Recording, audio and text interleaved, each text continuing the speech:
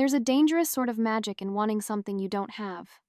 It shimmers on the horizon, a perfect, idealized version of happiness. The danger, I've learned, is that the magic vanishes the moment you touch it, leaving you standing in the wreckage of what you destroyed to get there. My name is Eliza, and this is the story of how I torched my own life in the pursuit of a spark. Our marriage, Caleb's and mine, was what you'd call solid. It was a word people used with a respectful nod, as if we'd achieved something remarkable. 3 years in, we had the checklist of modern adult success ticked off. A decent 2-bedroom apartment in a respectable part of town, dual incomes that comfortably covered the bills we split with meticulous fairness, and a shared calendar that hummed with quiet predictability. Caleb worked in logistics management for a large retailer, a job as steady and reliable as he was. I handled corporate accounts for a marketing firm downtown. On paper, we were a portrait of contentment. In reality, I was dying of a boredom so profound it felt like a physical ache. Don't misunderstand me. Caleb was, and is, a genuinely good man. He was the kind of husband who remembered the anniversary of our first date, not just our wedding. He'd listen, truly listen, when I'd spend 20 minutes dissecting the passive-aggressive email of a coworker. He made coffee just the way I liked it every single morning without my ever having to ask again after the first time I showed him. He was kind, he was stable, he was safe. And that was precisely the problem. He was the human equivalent of a beige wall. Inoffensive, dependable, and utterly, completely unexciting. Our life was a long, straight road, with no curves. Our weekends were a rotation of farmers' markets, brunch with the same 2 couples, an evening spent on the couch, the blue light of the television flickering across our faces as we watched another critically acclaimed but emotionally sterile drama series. The silence in our bedroom was the most deafening. Caleb approached intimacy with the same careful, methodical precision he applied to assembling IKEA furniture. There was a checklist in his head, I was sure of it. He was considerate to a fault, asking, "Is this okay?" and "Are you comfortable?" with a frequency that annihilated any chance of spontaneity. It was sweet, of course, but it wasn't thrilling. It wasn't the breathless, consuming passion I read about in novels and saw in films. It was just pleasant. And pleasant was slowly poisoning me. I'd try to hint at things. I read this interesting article, or wouldn't it be fun to just, I don't know, be a little more adventurous? He'd get a flustered look, a faint blush creeping up his neck, and mumble something about being happy with the way things were. He was happy, that was the thing. The quiet, beige life we had built was his masterpiece. For me, it was a cage. The idea began as a whisper, sourced from the endless scroll of my phone in the dead of night. Articles about rekindling the spark, testimonials from couples who had explored non-monogamy. The term open relationship kept appearing, framed as a modern, mature solution. The stories were seductive, tales of how stepping outside the marriage actually saved it. How experiencing other people could make you appreciate what you had, could bring back an excitement you thought was gone forever. Those articles, I now realize, conveniently omit the disaster stories. But I wasn't looking for those. I was looking for permission. Armed with this curated research, I began my campaign. It started with casual comments dropped over dinner. "Don't you feel like we're settling into the old married couple routine a little too early?" A sigh. "My friend from college, her and her husband take separate vacations sometimes, just to have their own experiences." Caleb would nod thoughtfully, absorb the comment, and then expertly change the subject. "More wine?" Or, "Did you remember to book the car for its service?" He was a master of conflict avoidance, a people-pleaser of the highest order, especially with me. It took 2 weeks of strategic conversations, curated melancholy, and finally, a carefully deployed flood of tears about feeling sexually unfulfilled and invisible to finally crack his resolve. We sat at our small dining table, a bottle of expensive Merlot between us, a peace offering from me. The air was thick with tension. "I just don't understand, Eliza," he said, his voice laced with a confusion that was so genuinely painful it almost made me feel guilty. "I thought we were happy." "We are," I insisted, reaching across the table to touch his hand. "We're happy in a comfortable way. But I miss the fire, Caleb. I miss feeling desired, wanted, by someone who doesn't know every single thing about me." And then I laid it all out. the articles, the concept, a set of rules to keep it safe. He listened, his brow furrowed, his gaze fixed on the wine swirling in his glass. He asked repeatedly, his voice barely a whisper, "Are you sure this will help us? Are you sure this is what you want?" Every single time, with a conviction that now chills me to the bone, I said, "Absolutely. It will be our adventure. It will make us stronger." What I didn't tell him was that my adventure already had a name: Julian. He worked for a tech startup on the 5th floor of my office building. For months, we'd been engaged in a flirty, unspoken dance, lingering eye contact in the elevator, casual conversations by the coffee machine that felt charged with unspoken meaning. He had a way of looking at me, a focused intensity that made me feel like the only woman in the world. He was the walking, talking embodiment of everything my life with Caleb was not. And I knew with absolute certainty that he would be the first person I called. The ink on our new rules was barely dry when I made my move. It was laughably easy. I stayed late at the office one Wednesday, timing my departure to accidentally run into Julian by the elevators. The feigned surprise, the easy laughter, it felt like a scene from a movie. When he suggested a drink at a chic little cocktail bar nearby, I didn't hesitate for a second. 3 gin and tonics in, the conversation flowing with an intoxicating ease, I casually dropped the bomb. "It's funny," I said, tracing the rim of my glass. "My husband and I just decided to open our marriage." Julian's eyes, a deep, warm hazel, lit up like a city skyline at dusk. There was no judgment, no confusion, only a flicker of intense, predatory interest that sent a jolt of pure adrenaline through me. He leaned in closer, his voice a low murmur. "Is that so? That's very progressive of you both." Our first hookup happened 2 days later during our lunch break. He knew of an hourly rate hotel a few blocks away, the kind of place with a discreet entrance and no questions asked. The room was anonymous and slightly grimy, but in that moment, it was the most exciting place on earth. It was everything my marriage wasn't: urgent, spontaneous, a little bit dangerous. Julian knew exactly what he wanted and wasn't afraid to take it. He didn't ask if I was comfortable. He simply made me forget the meaning of the word. For the first time in months, I felt utterly, completely alive. The effect on me was immediate and undeniable. I came home that evening buzzing with a secret energy. Caleb noticed instantly. "You seem happy," he said, looking up from his laptop as I breezed into the living room, humming. "I am," I said, planting a kiss on his cheek. I initiated sex that night, for the first time in what felt like an eternity. It was different. My newfound confidence, my body still humming with the memory of Julian, made me a more active participant. Afterward, lying in the dark, Caleb asked, "What changed?" I smiled, my face turned towards the shadows. "The new arrangement, I think it's working." He seemed genuinely pleased. His relief was palpable.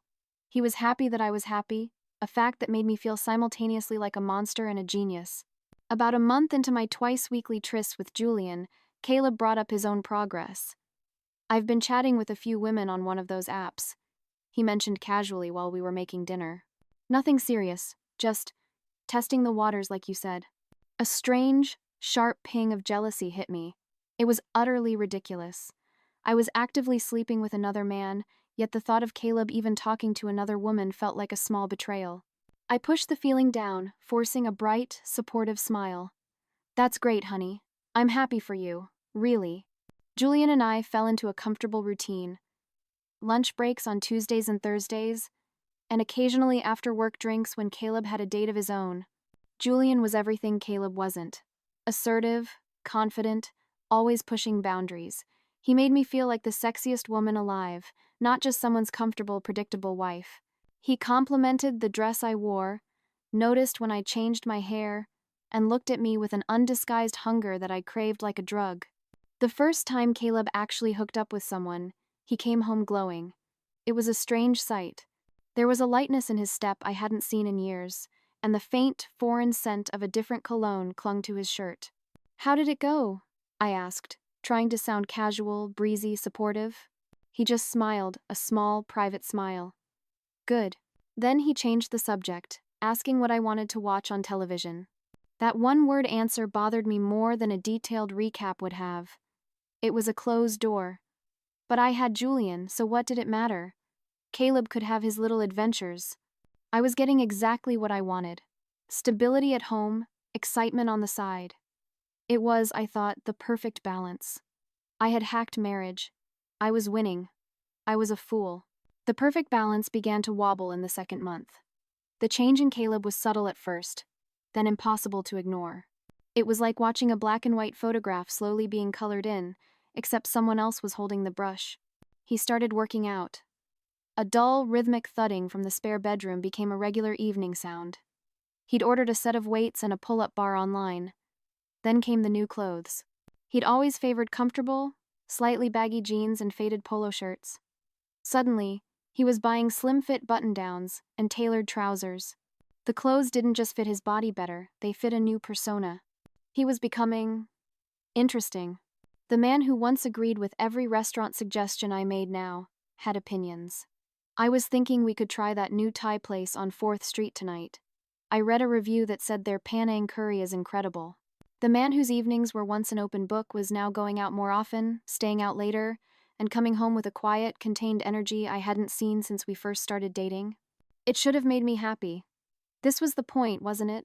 For us to become better, more vibrant versions of ourselves.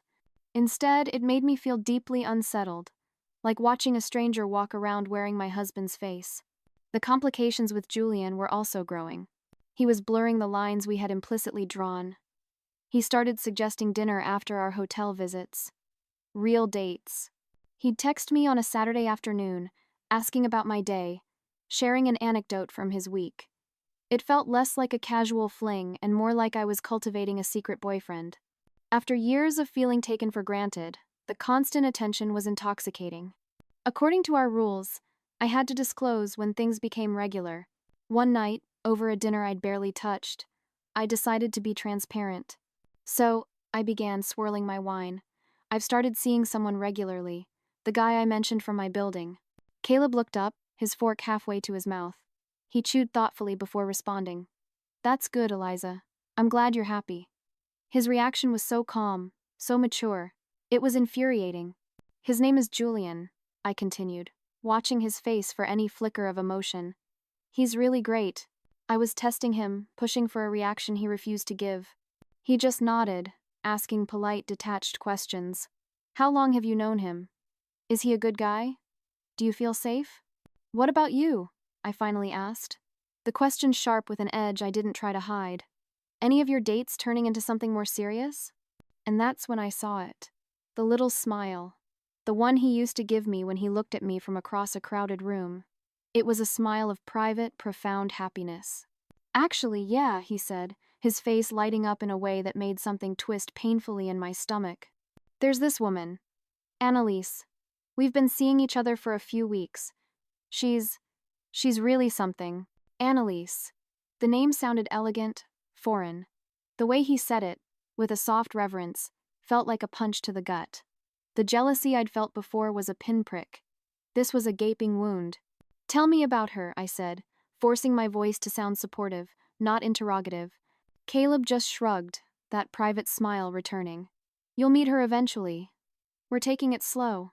Taking it slow. Meanwhile, Julian had already been to our apartment to pick me up once. It was awkward as hell, but at least I was being transparent. Caleb was keeping his mystery woman hidden away like a state secret, and that mystery was making him more magnetic than ever. The confident, interesting man I'd always wanted him to be was finally emerging, but he wasn't emerging for me. He was becoming that person for Annalise. The transformation of my husband from a comfortable cardigan into a well-tailored leather jacket was complete. The new Caleb was decisive. When I'd make my usual passive-aggressive comments about dishes left in the sink, my old method for getting attention, he wouldn't engage in a lengthy, apologetic discussion. He'd just quietly wash them. He started having opinions on movies, on politics, on weekend plans that didn't automatically include me. He was present, but he was absent. Physically there, but emotionally, he was somewhere else entirely. This new Caleb was incredibly attractive. The confidence, the mystery, the way he carried himself like a man with secrets worth keeping. It was everything I'd foolishly thought I wanted. My distraction became obvious to Julian. Everything okay at home? He asked one afternoon, propped up on an elbow in our usual hotel room. Is your husband giving you a hard time? No, everything's fine, I lied. The truth was, Caleb wasn't giving me anything anymore. His phone, once left casually on the coffee table, was now always face down. He'd smile at texts he didn't share. When I pressed him again about Annalise, he'd deflect. We're still figuring things out. Don't want to jinx it, but his whole demeanor would soften when he mentioned her, as if just thinking her name was a source of quiet joy. While Caleb was retreating into his private world, Julian was pushing for more of mine. He started talking about the future, about trips we could take.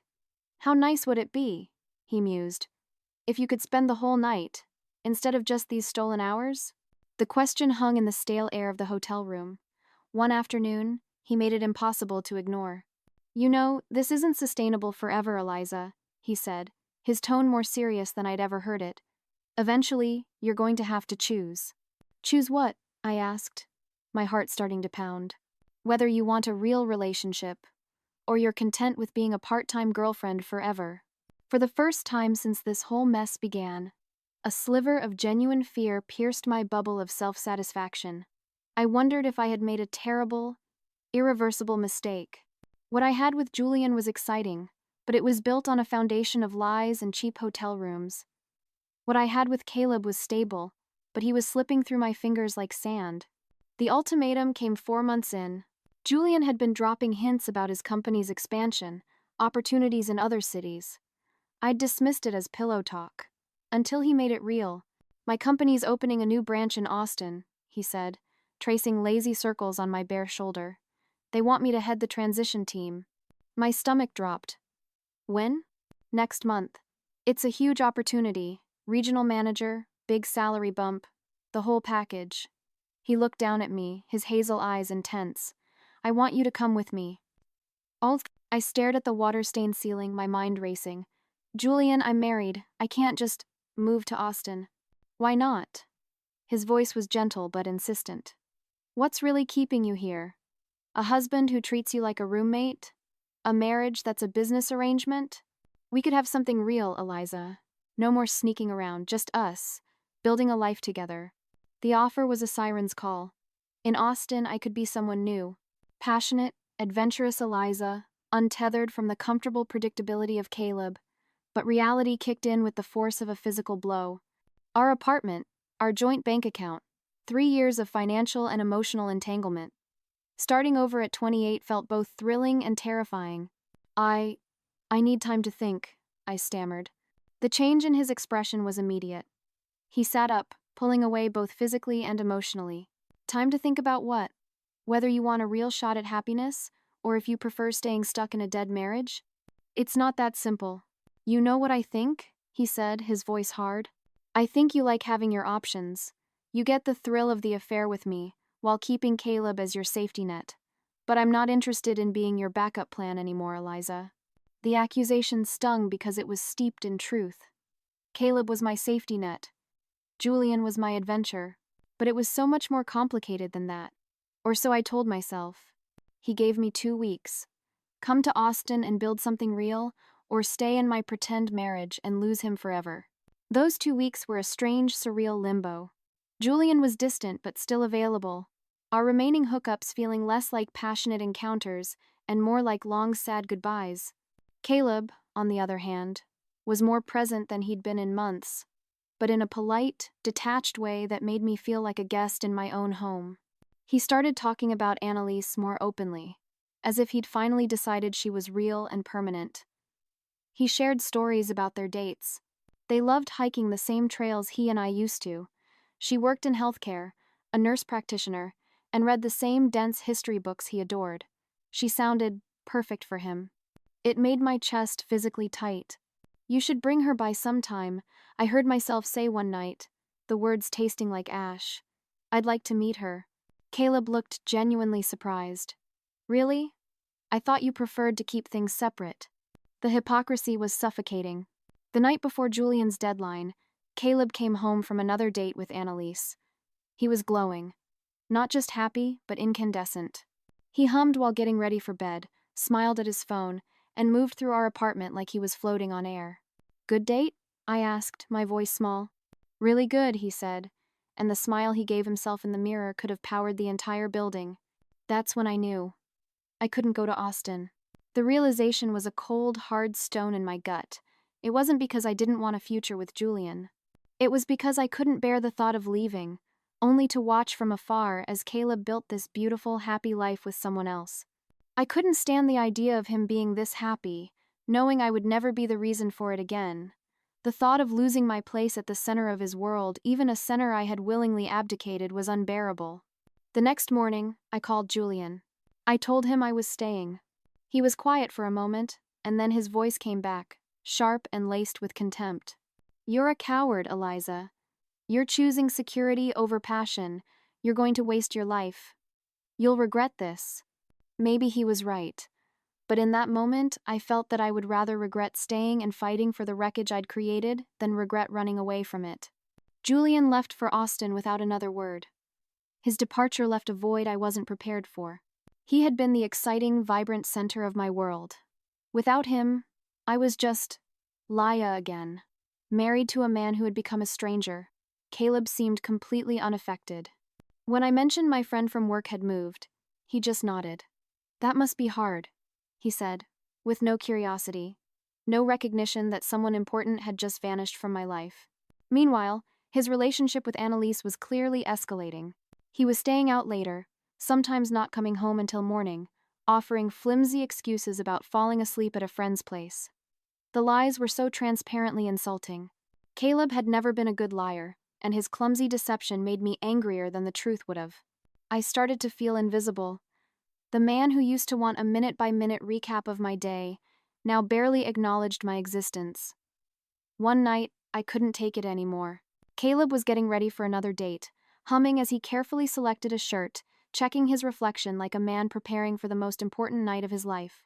We need to talk, I said, my voice shaking slightly as I stood in the bedroom doorway. He glanced at me in the mirror. Can it wait? I'm meeting Annalise in an hour. It's about us, about our marriage. That got his attention. He turned around, and for a fleeting second, I saw the old Caleb concerned, attentive, ready to drop everything for me. What's wrong? I took a deep breath. I want to close the marriage. I want to go back to just being us. The words hung in the air between us. I watched his face, expecting surprise, maybe even relief. Instead, he just looked confused, panicked. Close it? Why? Because this isn't working. The words tumbled out, desperate and raw. We barely talk. We live like strangers. I miss what we used to have. He sat on the edge of our bed, running a hand through his hair. Eliza, this was your idea. You wanted this. I know, but things change. Julian's gone, and I've realized what I really want is to focus on us again. Julian's gone. He repeated slowly, the words clicking into place for him. So? Now that your side relationship has ended, you want me to end mine? The way he framed it made me sound selfish and manipulative, because I was. It's not about Julian, I insisted, a lie even to my own ears. It's about getting back to what really matters. What really matters, he said, and there was an edge in his voice I'd never heard before. It was steel. Eliza, you spent months barely looking at me unless you needed something. You turned our marriage into a business arrangement so you could have fun with your coworker. And now that he's gone, you expect me to give up the first real happiness I've felt in years? Real happiness? The words hit me like physical blows. You're happy with her? His face softened, just slightly. Yeah, Eliza. I am. Annalise, she makes me feel like myself again. Like the person I was before I started trying so hard to be the person you wanted me to be. I never asked you to be anything but yourself. You didn't have to ask, he said, standing up and grabbing his jacket. You made it clear that myself wasn't enough. I'm not ready to close this, Eliza. I'm not ready to give up what I've found with her. Panic clawed its way up my throat. So what does that mean for us? I don't know, he said, his hand on the doorknob. But I'm not making any big decisions right now. For the first time in a long time, I'm happy. And I'm not going to apologize for it.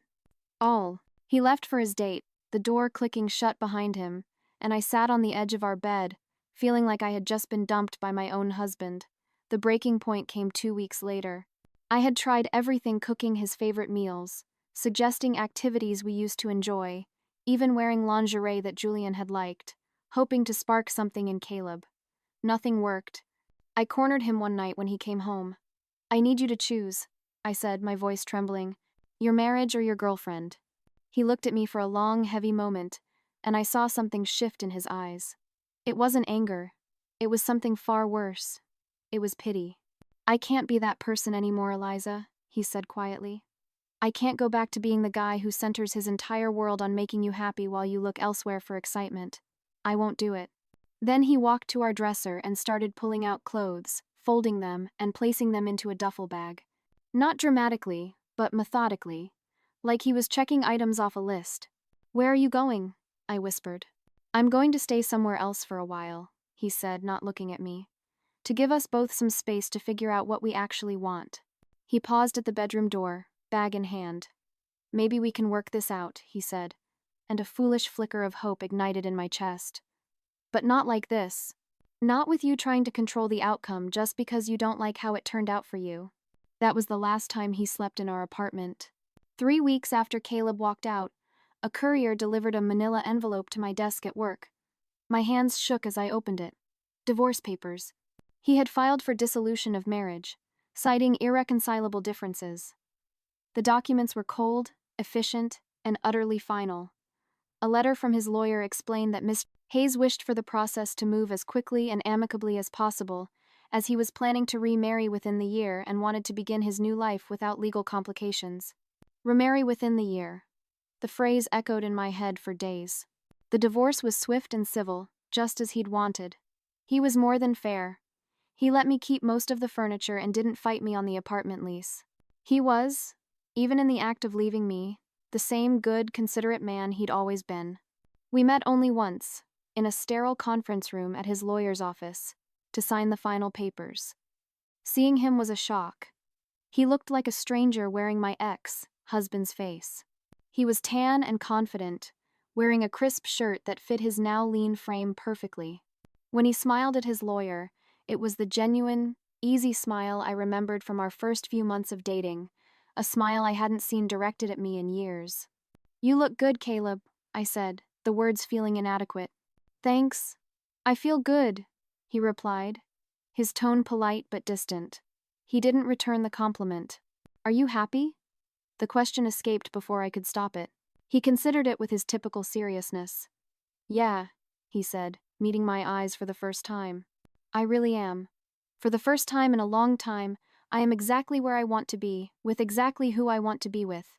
6 months later, the announcement appeared on my social media feed. A friend of a friend had shared the album, Caleb and Annalise's Wedding. The photos were bright and joyful, taken in a sun-drenched garden. They were surrounded by a small group of family and friends. There were pictures of them laughing, dancing, and looking at each other with an expression of such profound love and disbelief, as if they couldn't believe their luck. Caleb looked like the happiest man alive, and Annalise, with her kind eyes and radiant smile, looked like a woman who deserved to make someone that happy. They looked real, solid. I closed the laptop and looked around my apartment. Our apartment, now just mine. The same place where I had sat and hatched the plan that had led me here, to this suffocating silence. The rent was too expensive for one person, but I couldn't bring myself to move. It would feel too much like admitting defeat. Julian had stopped answering my texts months ago.